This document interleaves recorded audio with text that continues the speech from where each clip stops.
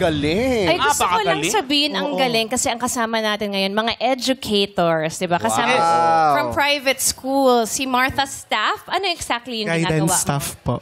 Ang galing. Kaya alam mo, napaka-sensitive mong tao, nakikita sa emosyon na pinapakita mo sa kanta. Thank you po. At syempre, si Jeffrey naman ay teacher. Yes po. Anong Private school subject? teacher po. MAPE subject po. Grades 3 Grade 3 to grade 6 po. Tapos hawak ko din po yung Glee Club sa junior high school. Club. Ay, ang saya. Mahilig pa ba mag-Glee Club? Paborito ang ko yan mga bata? dati. Ay, yung Oo, talaga nag-Glee Club. Glee Club. Yung MAPE. Ay, mape. Akala ko Glee Club. Nagmamape ka bakit? Ba't favorite mo? MAPE yung pera. MAPE. Close ka dun sa mga ganun, di ba? Yes, di ba? Batiin niyo yung mga students nyo. Hello, magandang hapon po sa mga students ko dyan sa San Jose Academy. Sorry, medyo kinakabahan po. Okay lang yan. Okay lang yan. Martha. Hello po sa Osmania Colleges. Hello po. Thank you Nabanggit po. ko yung educators kasi talaga dapat pinapahalagahan natin ngayon, lalo na may krisis sa edukasyon. Yes. Palakpakan naman natin sila. Naglakas loob pa Yes. silang sumali Hey. dito. Siyempre, kailangan ng work-life balance. Si Professor Nyoy, ano rin yan, nagtuturo din yan, di ba dati? Wow. Before, professor ako sa Binild. Ay, oo. Professor Bolante. Wow. Professor. Prof. Nyoy.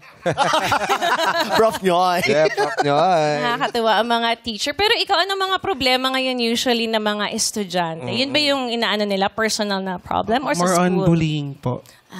Anong sinasabi mo madalas?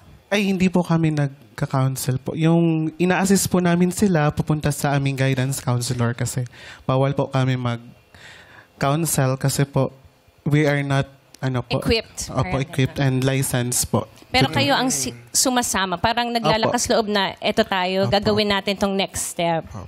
Ay, nakakatuwa. At least meron kang pupuntahan na hindi ka na lang iiyak sa isang tabi. Yeah. At sasarilin mo lahat ng problema. Nung bata tayo, walang ganun eh, di ba? Sarili lang natin. Hindi ko alam pa paano yung masusugpo yung bullying eh, no? Kasi napakalaking ano yan sa mga estudyante eh. Minsan talagang ayaw na mag-aral ng bata kapag nabully sila, ayaw na lumabas ng bahay. Hindi ko Lipat lang ng eskwelahan. Yeah, Lumipat. hindi ko lang kung kailangan bang may karapatan pang ang tawag doon, parang parusa or ano na sa school. Sanction, diba? whatever. Especially mayroon naman tayo mga CCTV sa school, syempre, 'di ba? Para nakikita kung ano yung mga ginagawa about bullying, hindi ba? Kasi talagang hindi lang sa mga estudyante, 'di ba? Sa halos lahat, pati sa social media na ngayon, grabe Yeah. yung Oo. yeah. Mahirap talaga yung ganyang sitwasyon, di ba? Kahit naman ako napagdaanan ko rin talaga na-bully rin naman ako nung bata pa lang ako. Yeah. So, Sakit, malungkot. So, para maiwasan ko yun, lumilipad na lang ako. Lumilipad! Ba't lumilipad? Para hindi lang ako Nasakto yung bully. problema. manananggal pala. Manananggal.